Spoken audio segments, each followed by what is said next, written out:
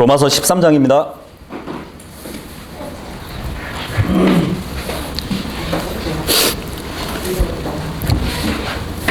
로마서 13장이요.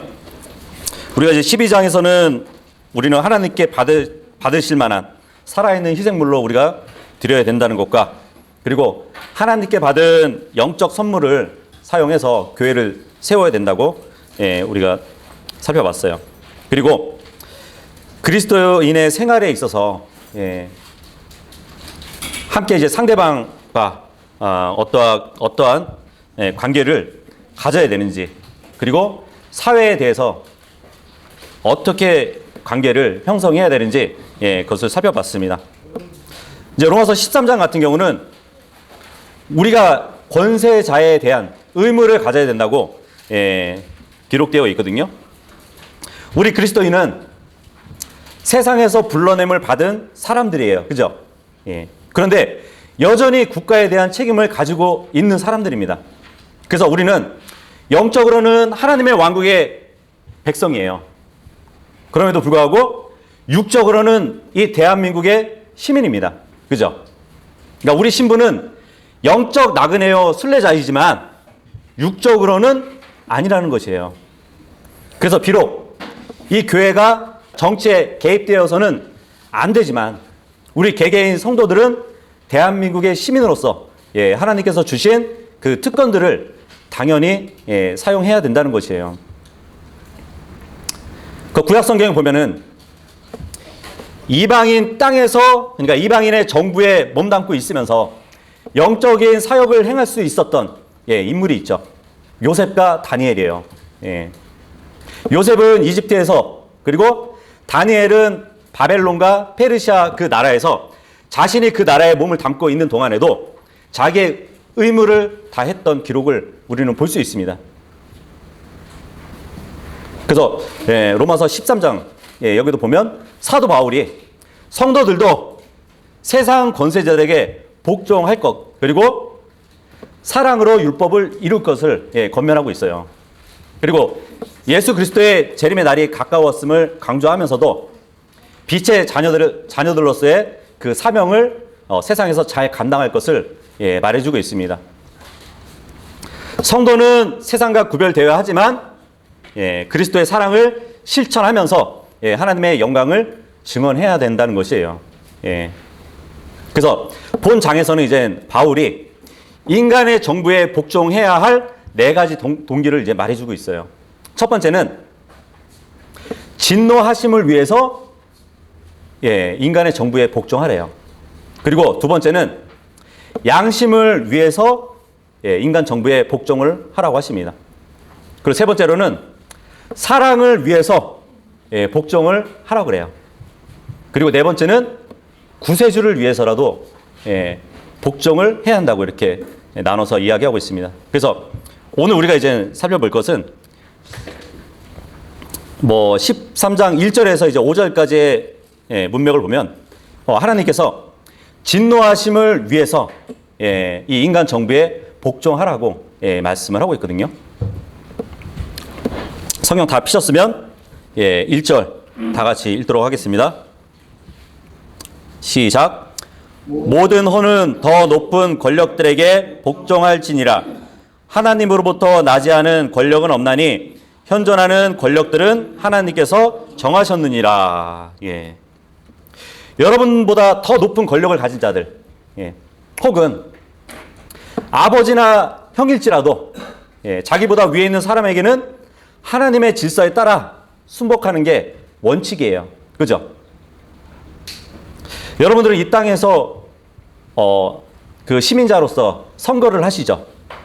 대통령 선거도 하시고 지방 선거에도 참석하시잖아요. 그죠? 선거를 했는데 자신이 지지한 후보가 아닌 다른 후보가 당선되면 어떠한 생각으로 대하시나요? 다른 후보가 당선되더라도 그에게도 존경을 표하는 것이 마땅한 것이에요. 일반적으로 선거 출마자가 무슨 공약을 하고 어떤 입장에서 서기 때문에 표를 준다고 하지만 모든 정치인들을 보세요. 모든 정치인들은 권력을 잡고자 하는 그 마음이 무엇보다도 클 거예요. 그죠? 예. 권력을 누리고 싶은 그 마음이 아니라 정말 선한 동기로 정치하는 사람들이 몇 명이나 될까요? 얼마 안 될 거예요. 타락한 본성을 가진 인간들 중에서 누가 그런 마음으로 정치할 수 있겠어요? 그죠? 예. 하지만 중요한 점이 무엇이냐면 하나님께서 그것을 허락해 주셨다는 것이에요. 예. 인간이 그런 정치를 하기 원하기 때문에 하나님께서는 인간이 원하시는 대로 허락해 주셨다는 것이에요. 예. 그래서 세상의 모든 권세는 하나님으로부터 나오는 것이기 때문에 권세를 집행하는 자들인 그 권력자들도 하나님께서 세우신 자들이라는 것을 우리는 알아야 됩니다. 예수님도 십자가를 두고 빌라도 법정에 서게 되셨어요. 그죠? 예수님도 빌라도에게 노임을 받거나 아니면 십자가에 넘겨줄 권한을 아버지께서 빌라도에게 주셨음을 알았어요. 그래서 그 권능을 가진 그 권위자를 예수님도 인정을 하셨습니다. 예수님도 인정하셨다면 우리도 당연히 권세자를 인정할 수밖에 없는 것이죠. 그죠? 그 권력자들이 하나님을 섬기지 않을지라도 그들이 하고 있는 일은 하나님께서 필요하셔가지고 세상에 세워진 제도 속에서 각자 일을 감당하고 있는 것이에요. 그래서 하나님께서 세상의 권력들을 세우시고 그들을 통해서 사회의 행정과 법을 집행하게 하신 것인데 인간의 죄악으로 오염된 이 세상, 그 세상을 강제적이고 무력적으로 질서를 유지하도록 그 치안을 감당하게 하기 위해서 하나님이 세우신 권력이란 말이에요. 그래서 하나님께서는 세상의 질서와 인간들의 보편적인 삶을 유지하기 위해서 그 권력들에게 사회의 법을 정하시고 그 법을 집행하도록 만드신 것이에요. 2절도 읽어보도록 하겠습니다. 2절 시작. 그러므로 누구든지 권력에 거역하는 자는 하나님의 규례를 거역하나니 거역하는 자들은 스스로 정죄를 받으리라. 하나님의 권세를 받아가지고 집행하는 권력들에 대해서 성도들은 순복해야 되는 것이에요. 하나님의 백성이 되었다고 해서 세상의 권세를 무시할 수 없는 것이에요. 그래서 성도들은 하나님의 나라의 시민인 동시에 아직은 이 땅의 시민이기 때문에 특별한 경우를 제외하고는 치리자들이 집행하는 법은 보편적으로 하나님의 법의 원칙에서 크게 벗어나지 않거든요. 그렇기 때문에 우리가 순복해야 된다는 것이에요. 운전을 하다가 속도 위반을 했어요. 경찰관이 다가와요. 면허증을 제시하라고 요구를 합니다. 그런데 저는 하늘나라 시민인데요. 간증도 잃어버리고 더 큰 딱지값만 날릴 뿐이에요. 우상숭배가 죄라고 하면서 학교 담장 넘어가가지고 그 단군 동상의 모가지를 자른다고 생각을 해보세요. 이 세상의 법으로 심판을 받을 겁니다. 성경에도 보면은 파라오와 같은 왕도 있었어요. 악한 왕도 있었어요. 네로와 같은 폭군도 하나님께서 필요하시기 때문에 세워두신 왕입니다. 그래서 그들의 심판은 하나님이 하실 거예요. 그러니까 우리는 우선적으로 위에 있는 권세에 대해서 순종해야만 합니다. 그런데 여기서 이제 예외가 있죠. 그죠? 출애굽기에 보니까 그 파라오가 산파들에게 아들들을 죽이라는 명령을 하게 되죠. 그죠? 하지만 그 산파들은 하나님을 두려워했어요. 하나님의 뜻에 어긋나는 일이니까 이 산파들이 왕의 명령을 따르지 않은 것을 봤습니다. 그죠? 그래서 하나님께서 그 산파들을 선하게 대해 주신 것을 볼 수 있어요. 사도행전에서 보면 예수 그리스도의 복음을 전파하는데 그 금지하는 것에 굴하지 않고 목숨을 걸고 복음을 전파하는 사람들을 하나님이 도우신 그 사건을 기록하고 있습니다. 명백하게 하나님의 뜻에 어긋나는 일을 하는데 그거에 대해서 저항할 수도 있어요. 그래서 성도는 치리자들이 집행하는 법을 복종해야 하지만 그 법이 하나님의 뜻과 배치되거나 또 권력들의 그 불의를 행할 때 하나님의 특별 계시로 주신 말씀으로 대언자의 사명을 우리는 감당하기도 해야 됩니다. 권세에 대한 도전이 아니라 보다 더 하나님의 뜻을 올바로 수행하도록 하기 위한 권면이고 경고하는 역할을 우리가 해야 된다는 것이에요. 우리가 금방 읽어본 이 2절, 이 구절이 가르치고 있는 교리를 보면은 그러니까 무조건 권력을 거역하는 자들은 스스로 정죄받는다는 것이 아니에요. 예. 악법도 법이라는 말을 누가 했죠? 소크라테스가 했나요? 악법도 법이다. 예, 그런 말이 있지만 꼭 지켜야 되는 법은 아니라는 것이에요. 그럼에도 불구하고 그리스도인은 모든 종류의 혁명, 뭐 쿠데타, 뭐 정부를 정복하는 그런 행위를 동조하거나 가담해서는 안 된다는 것이에요. 예. 특히 뭐 대통령에게 막 쌍욕하고 저주하는 유튜버도 있어요. 근데 주님께서 금하셨다는 것이에요. 전도서 10장 20절 한번 보도록 할게요. 왕을 저주하지 말되 네 생각 속에서도 말며 네 침실에서 부자를 저주하지 말라. 공중의 새가 그 소리를 전하고 날개 가진 것이 그 일을 말하리라. 예. 왕을 저주하지 말래요. 예. 다시 돌아와서 로마서 13장 3절 읽겠습니다. 시작. 치리자들은 선한 일이 아니라 악한 일에 대하여 두려움이 되나니 그러므로 네가 권력을 두려워하지 아니하려느냐. 선한 것을 행하라. 그러면 바로 그에게서 네가 칭찬을 받으리니. 3절에 매우 중요한 표현이 나와요. 치리자들은 선한 일이 아니라 악한 일에 대하여 두려움이 된대요. 하나님께서는 선한 일이 아니라 악한 일을 어느 정도 막기 위해서 치리자들에게 권력을 부여해 주셨다는 것이에요. 허락해 주셨다는 것이에요. 우리나라에서 어떤 일들이 불법인 이유는 권력자들이 그 일을 불법이라고 규정했기 때문입니다. 그죠? 우리는 어떤 일을 하고 싶어도 권력자들이 그 일이 불법이라고 규정하면 할 수 없는 것이에요. 왜냐하면 제 위에는 하나님께서 인정하신 권력자들이 있잖아요. 그리고 그 권력자들 위에는 그들보다 더 권력이 있는 큰 자들이 있어요. 그리고 그 큰 자들 위에는 누가 계시죠? 하나님이 계신 것이에요. 예. 그래서 선한 일을 행하라. 그리하면 네가 바로 그에게 칭찬을 받으리라. 이 말씀을 하고 있습니다. 성도들의 삶이 치리자들의 칭찬을 받아야 되는 이유가 있어요. 왜냐하면 이 세상에는 믿지 않는 사람들도 있잖아요. 믿지 않는 자들하고 함께 살고 있기 때문에 만일 믿는 성도들이 악행을 저질러가지고 치리자들의 심판을 받는다고 생각을 해보세요. 이 세상 사람들에게 비웃음과 비난거리가 될 것입니다. 그죠? 많은 교회들이 그러한 비웃음과 비난을 받고 있어요. 그것은 곧 하나님의 이름을 더럽히는 것이에요. 그러니까 성도들은 사회 속에서 모범이 되고 사람들에게 칭찬받는 삶을 살아야 되는 것이에요. 하나님의 법을 삶의 기준으로 삼아서 살아야 할 그 성도들이 세상 법을 지키지 못한다면 우리 신앙에 문제가 있는 것입니다. 4절 읽어볼게요. 4절 시작. 그는 너를 위한 하나님의 사역자로서 네게 선을 베푸느니라. 그러나 네가 악한 것을 행하거든 두려워하라. 그가 헛되이 칼을 차지 아니하나니 그는 하나님의 사역자요 보복하는 자로서 악을 행하는 자에게 진노를 집행하느니라. 여기 사역자라는 단어가 쓰였어요. 그죠? 교회에서만 쓰이는 것이 아니에요. 그렇다면은 이 세상 권력자들도 하나님의 일꾼이라는 말입니다. 교통경찰도 하나님의 사역자예요. 일꾼이에요. 공무원들도 하나님의 일꾼입니다.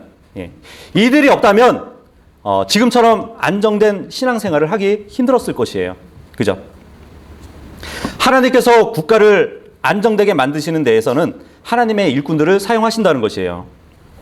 근데 여기 보니까 보복하는 자로서 악을 행하는 자에게 진노를 또 집행하는 자들이라고 말을 하고 있습니다. 사도행전 25장에 보면 사도 바울은 사형 제도에 대해서 찬성하고 복종을 해요. 구약에 보니까 사울 왕이 하나님께서 죽이라고 한 아말렉을 진멸하지 않은 사건이 있었어요. 그 아각 왕을 살려주셨을 때 하나님의 진노가 그에게 임했던 것을 볼 수 있습니다. 사형에 처할 죄는 사형을 집행하라는 것이 하나님의 정의의 요구예요. 성경을 믿지 않는 사람들은 사형 제도를 반대합니다. 예. 사람의 피를 흘린 자는 그의 피가 흘려져야 땅의 저주를 받지 않는다고 예, 창세기 9장 6절에 기록되어 있잖아요. 사랑으로 그들을 보호해야 되지 않나요? 예. 복음을 전하기 위해서라도 예, 그들을 사랑으로 대해야 되지 않을까요? 예, 이렇게 말을 할 수도 있죠. 그렇죠. 그러나 그것은 영적 문제이고 예, 육신이 심은 죄는 육신이 거둬야 되는 것이 성경의 진리예요. 네. 우리는 그들뿐만 아니라 모든 사람에게 복음을 예, 전해야 되는 사람입니다. 그죠? 예. 내일이 되면 우리는 각자 집에서 이제 가장들로서 예, 사회에서 또 보내게 될 것이에요. 24시간이 있는데 이 세상에서는 예수 그리스도를 모르고 그분을 개인적인 구원자로 받아들이지 않기 때문에 지옥으로 가게 될 사람들이 예, 수없이 많을 겁니다. 그죠? 그런 사람들이 날마다 수없이 죽고 있어요. 예. 가장은 가정을 부양하기 위해서 8시간 이상은 일을 해야 됩니다. 6시간에서 7시간은 잠을 자야 돼요. 그리고 한두 시간 정도는 식사를 해야 돼요. 출근, 퇴근하느라 한두 시간을 또 쓰게 됩니다. 그러면은 자유롭게 사용할 수 있는 시간이 6시간에서 7시간은 남을 것이에요. 그래서 우리에게는 죽어가는 세상에게 예수 그리스도에 대해서 말해주고 또 기도하고 성경을 연구하고 다른 그리스도인과 교제를 나눌 충분한 시간이 있어야 됩니다. 이러한 것을 다 하고 나서도 될 수 있으면 프리메이슨이나 일루미나티나 그러한 것들의 세계 정부를 움직이는 그 세력에 관한 것을 알아내려고 그 시간을 보내지 말아야 돼요. 우리가 그리스도인으로서 해야 할 일을 충분히 하고 나서도 이 정부의 비리나 정치인들의 비리 혹은 잘못된 역사를 바로잡고 하고자 하는 그런 시간을 보내서는 안 되는 것이에요. 예수님은 우리가 하기를 원하시는 그 일을 하고 나서 유엔이나 공산주의나 빨갱이들의 잘못된 점을 지적하라고 말씀하지 않으셨어요. 우리가 예수님께서 하신 말씀대로 행하면서 그분을 섬기고 있다면 우리가 하지 않아도 될 그 일들을 하느라고 시간을 낭비하면 안 된다는 것이에요. 예수님께서는 2000년 전에 이 세상에 오셨잖아요. 외국인의 지배를 받는 국가에서 33년을 사셨어요. 그죠?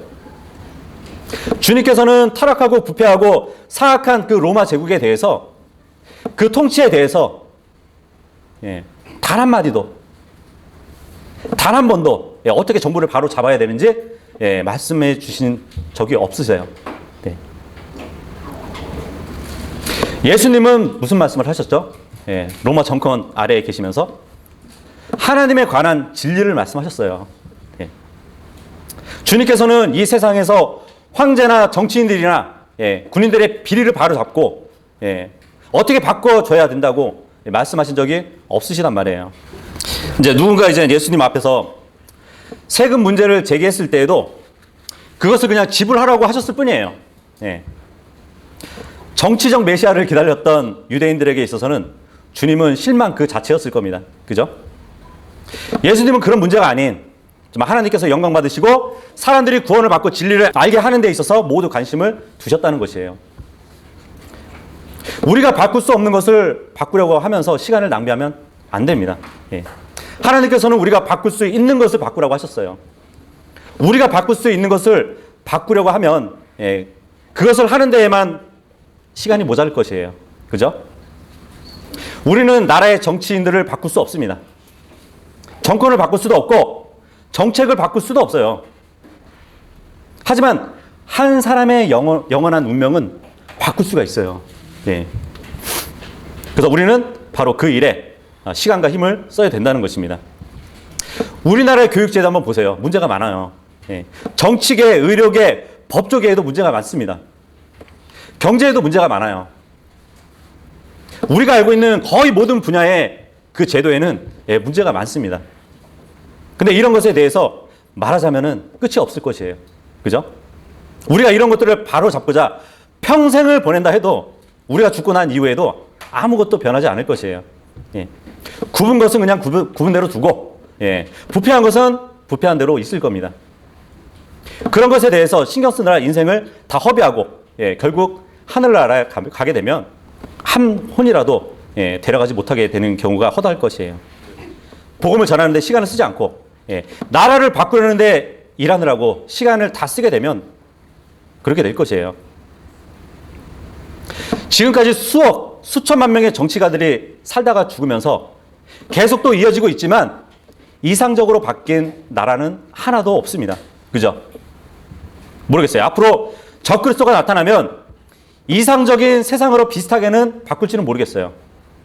하지만 하나님을 저버리고 마귀가 영광을 받기 위해서는 인간에게 필요한 최소한의 복지를 주겠지만 예, 통제 사회가 될 것입니다.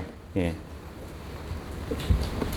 사도행전 12장과 이제 베드로전서 2장을 한번 우리가 예, 보도록 할게요. 부패한 유대의 정치에는 예, 부패한 로마 제국과 더불어서 사도 바울과 예, 또 복음 전도자들을 예, 감옥에 가두는 예, 그 일이 있었습니다. 사도 바울은 갈라디아서하고 그리고 에베소서 그리고 빌립보서 골로새서 그리고 빌레몬서 디모데후서를 어디서 기록을 했냐면 감옥에서 기록을 했어요. 나쁜 정보와 나쁜 종교가 선한 일을 한 그 선한 사람에게 악을 행한 것이에요. 우리는 문제의 본질을 볼 수 있어야 돼요. 예. 복음이 바로 문제의 본질입니다. 그래서 이 세상에서 일시적인 문제의 일은 본질이 아니에요. 예수 그리스도를 선포하는 것이 큰 그림입니다. 예. 누가 정권을 잡아서 어떤 정책을 하느냐가 작은 그림이에요. 예. 우리는 큰 그림을 볼 수 있어야 됩니다. 사도행전 12장 2절 한번 보도록 할게요. 1절부터 보시면 한편 그 무렵에 헤롯 왕이 교회에서 몇 사람을 괴롭히려고 자기 손을 뻗쳐. 예. 이것은 분명 선한 일은 아니에요. 그죠? 권력을 바르고 정당하게 사용하는 것도 아니에요. 2절도 보시면 요한의 형제 야고보를 칼로 죽이니라. 이것도 선한 일이 아니죠. 그죠? 3절에 보면 유대인들이 그 일을 기뻐하는 것을 그가 보았으므로 더 나아가 베드로도 잡으려 하였는데 그때는 무교절 기간이더라. 이것도 역시 선한 일이 아니죠. 베드로를 잡으려고 했던 것은 예, 복음 전도자를 잡으려고 했던 것이잖아요. 4절에 보면 헤롯이 베드로를 붙잡아 감옥에 넣고 군사가 내식인 내 소대에 맡겨 지키게 하였으니 이것은 이스터가 지난 뒤에 그를 백성에게 끌어내려 함이더라. 예. 이것도 역시 선한 일이 아니에요. 곧 죽일 계획을 갖고 있는 것이잖아요. 3절에서 그때가 유대인들의 명절 중 하나인 무교절 기간이었다고 합니다. 근데 이방인들에게 있어서는 이스터라는 명절이었어요. 지금 대부분 교회가 지키는 부활절이죠. 그죠? 예. 이방 종교를 믿는 헤롯은 이방 종교의 명절인 이스터가 지난 뒤에 베드로를 죽이려고 했어요. 그런데 5절에 보니까 이런 까닭으로 베드로는 감옥에 갇혔으나 교회는 그를 위해 끊임없이 하나님께 기도하더라. 예. 베드로가 감옥에 갇힌 것도 선한 일이 아니에요. 악한 권력자였던 헤롯은 선한 사람에게 악한 일을 한 것이에요. 그죠? 그런데 교회는 대항하지 않고 그 베드로를 위해서 끊임없이 하나님께 기도했다고 합니다. 예. 베드로전서 2장도 보도록 할게요. 베드로전서 2장은 사도행전 12장에서 감옥에 갇혔던 베드로가 예, 진술을 하고 있는 내용이거든요. 베드로전서 2장 11절에서 17절까지 보시면 베드로전서 2장 11절부터 보시면 극진히 사랑하는 자들아 내가 나그네와 순례자인 너희에게 간청하노니 혼을 대적하여 싸우는 육체의 정욕을 삼가라. 이방인들 가운데서 너의 행실을 정직하게 하라. 이것은 그들이 너희더러 악을 행하라고 하는 자라고 비방하다가도 자기들이 바라볼 때 너희의 선한 행위들로 인해 주께서 찾아오시는 날에 하나님께 영광을 돌리게 하려 함이라. 주를 위해 사람의 모든 규례에 복종하되 왕에게는 최고 권위자에게 하듯하고 총독들에게 악을 행하는 자를 징벌하고 잘 행하는 자를 칭찬하기 위해 그가 보낸 자들에게 하듯 하라. 그리함이 하나님의 뜻이니 이것은 너희가 잘 행함으로 어리석은 사람들의 무죄함에 재갈을 물리게 하려 함이니라. 너희가 자유로우나 너희의 자유를 악을 덮는 덮개로 쓰지 말고 오히려 하나님의 종들로서 행하라. 모든 사람들을 존경하고 형제들을 사랑하며 하나님을 두려워하고 왕을 존경하라. 예. 베드로가 살던 시대의 왕은 그리스도인들을 죽이고 핍박하고 감옥에 보내는 왕이었어요. 예. 그런데 그런 왕에게 복종할 뿐만 아니라 존경하라고 말씀하고 있어요. 예. 왜 그런지 아세요? 그것이 우리가 해야 할 일이기 때문입니다. 예. 우리는 나쁜 권력자들을 좋은 권력자들로 만들기 위해서 세상에 있지 않아요. 우리는 우리의 이웃을 예수 그리스도께 인도하기 위해서 이 세상에 있는 것이에요. 성경은 우리가 자유롭다고 말씀하고 있습니다. 우리가 자유롭다는 것은 누구에게 무슨 허락을 받지 않아도 된다는 것을 의미하겠죠. 그죠?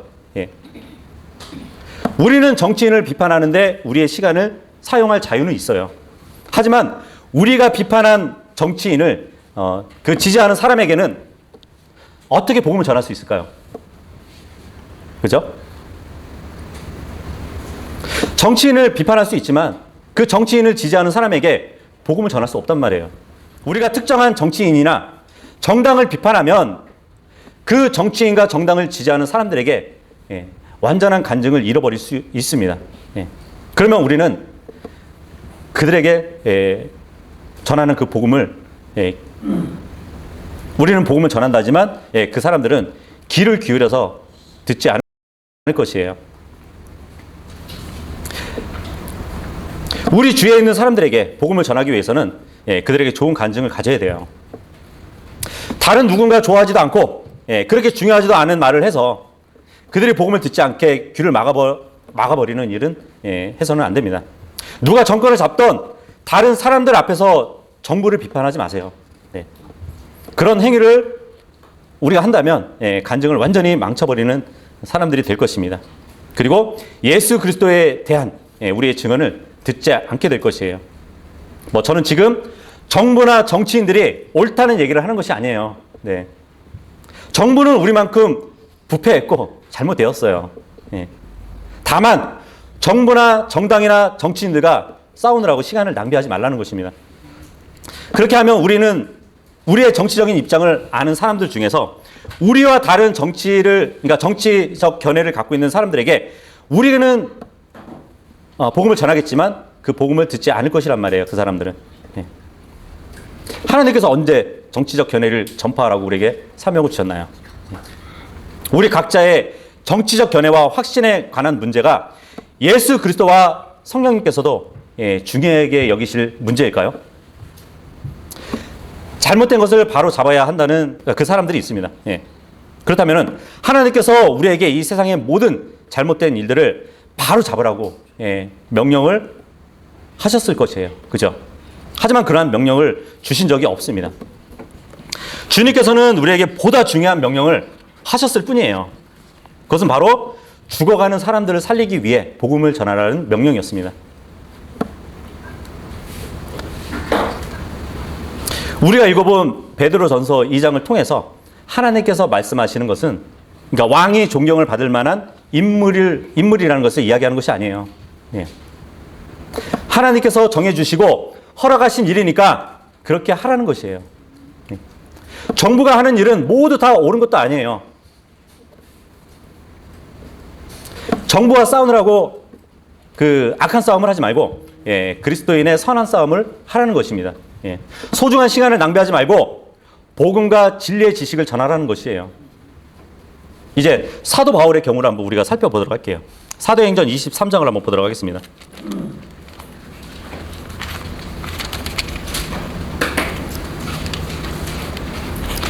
사도행전 23장 1절에서 5절까지 보시면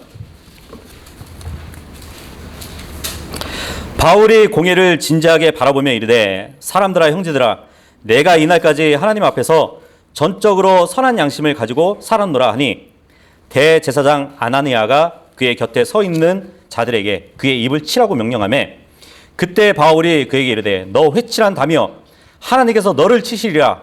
네가 율법에 따라 나를 재판하려고 앉아서 율법을 어기며 나를 치라고 명령하느냐 하니 곁에 서 있는 자들이 이르되 네가 하나님의 대제사장을 모욕하느냐 하며 그때 바울이 이르되 형제들아 나는 그가 대제사장인 줄 알지 못하였노라. 기록된 바 너는 네 백성의 치리자들을 비방하지 말라 하였느니라 하였더라. 하나님께서는 백성의 치리자들을 비방하지 말라고 하셨어요. 바울이 인용하고 있는 것처럼 형편없는 치리자라 할지라도 비방해서는 안 된다고 말씀을 하고 있는 것입니다. 지금 바울은 그죠? 회칠한다며 하고 막 욕을 했단 말이에요. 근데 야 대제사장이야. 그랬더니 아 그랬냐고 난 몰랐다고 그 얘기를 하는 것이거든요. 그렇다고 지금 대제사장이 올바른 일을 했다는 것은 아니에요. 근데 바울은 대제사장이 훌륭해서가 아니라 하나님이 허락하신 권위를 가지고 있기 때문에 비방하지 말라는 것을 알고 있었습니다. 지금 본문에 나오는 아나니아는 부패한 종교의 부패한 권력자였어요. 하지만 그렇다고 해서 비방해도 된다는 것이 아니라는 것이에요. 바울은 잘못된 종교의 부패한 제사장에 대해서 이야기하지 않았어요. 그죠? 바울은 복음을 위해서 불필요한 싸움을 피했던 것이에요. 그래서 바울은 무엇이 가장 중요한 문제인지 알고 있었기 때문이에요. 그죠? 바울의 또 다른 경우를 한번 보도록 하겠습니다. 25장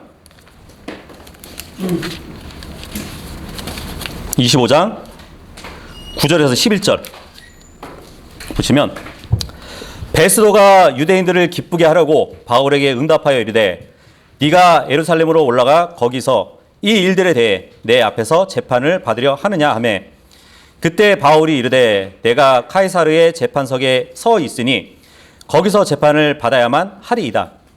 각각께서 매우 잘 아시는 바와 같이 나는 유대인들에게 아무 잘못도 저지르지 아니하였나이다. 만일 내가 범죄자이거나 죽을 짓을 하였다면 죽는 것을 마다하지 아니할 것이나 만일 이들이 나를 고소하는 이 일들 중에 그런 것이 없다면 아무도 나를 그에게 넘겨줄 수 없나이다. 내가 카이사르에게 청원하나이다 하니. 이것이 바로 로마서 13장 읽어본 그대로 실행한 것이에요. 국가의 법을 위반했으면 그 국가에서 정한 법대로 재판을 받아야 되고 벌을 받아야 돼요. 아무도 죽고 싶어하는 사람은 없을 것이에요. 그죠? 지금 바울은 자신이 죽을 짓을 했다면 죽겠다고 말한 것일 뿐이에요. 바울은 자신이 있는 곳이 자신이 있는 곳에 법이 옳은지 그른지를 따지지 않아요. 지금 그죠? 바울에게 가장 중요한 일은 복음을 전하는 것이었기 때문이에요. 그래서 이 세상의 인간적 질서를 세우고 그 질서를 유지하는 것은 하나님이 세운 일반적인 원칙임을 말해주고 있습니다. 그래서 로마서 13장은 이 원칙은 하나님의 경륜에 의한 것임을 밝히고 있어요. 그래서 모든 사람이 세상의 정치 권력에 대해서 굴복하는 태도를 가져야 하는 이유를 말해주고 있습니다. 세상의 모든 권력은, 모든 권세는 다 하나님께로부터 나왔어요. 그렇기 때문에 하나님께 복종하는 자는 세상의 권세에 대해서도 복종해야 되는 것이에요. 너무나도 단순하면서 자명한 원리입니다. 만약 이 나라 권세자들이 악을 징벌하고 선을 장려한다면, 선한 양심에 따라서 그런 방식으로 권세를 행한다면 아무런 문제가 없을 것이에요. 그죠? 우리 교회는 아직까지 100%의 사랑과 정의라고 하는 그 하나님의 명령에 위배되는 방식으로 불의를 조장하고 악을 도모하는 그 나라에 살지 않고 있어요. 그 나라에서 우리가 신앙생활을 하고 있다는 것이에요. 그것은 참으로 하나님께 받은 복입니다. 그죠? 그렇다면 우리는 그 권세에 대해서 어떤 태도를 가져야 될까요? 스스로 자문해 보시길 바랍니다. 오늘은 여기까지.